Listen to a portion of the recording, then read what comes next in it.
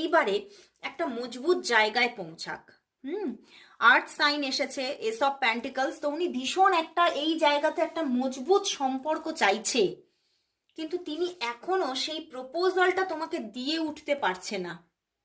বুঝতে পেরেছো? ভীষণভাবে একটা ফিলিংস গ্রো হচ্ছে, ভীষণভাবে মনের মধ্যে একটা মানে ভাবনা চলছে তোমার জন্য, আবেগের একটা স্রোত বইছে তার মনে, কিন্তু মানে দেখো ওভার ওভার যদি আমরা আবেগে পড়ে যাই তখন কিন্তু ঠিকভাবে আমি নিজেকে কিন্তু মানুষ কানেক্ট করতে পারে না, যে তখন কি হয়, মনটা দোদুল্যমান হয়ে যায় যে আমার কি করা উচিত, আমি কি যেটা করছি সেটা ঠিক করছি নাকি সেটা ঠিক নয়, মানে এই রকম একটা সময় বা একটা প্রহর কিন্তু তার মধ্যে এখন চলছে। এবং এটাও তিনি ভাবছে তোমার জীবনে অন্য কেউ এসে যায়নি তো, মানে উনি যে সময়টা তোমাকে অনেক নেগেটিভিটি দিয়েছে, মানুষ একটা জায়গায় বারবার হতাশা পেতে পেতে কিন্তু অনেকটাই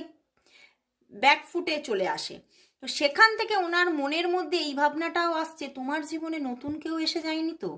তুমি নতুন কারোর সঙ্গে নিজেকে কানেক্ট করে ফেলোনি তো,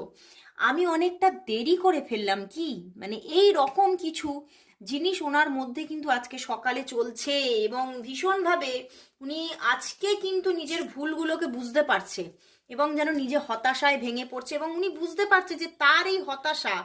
তার এই মানে কষ্ট, তার এই ক্লান্তি, তার এই অলসতার দায় দায় তো তারই,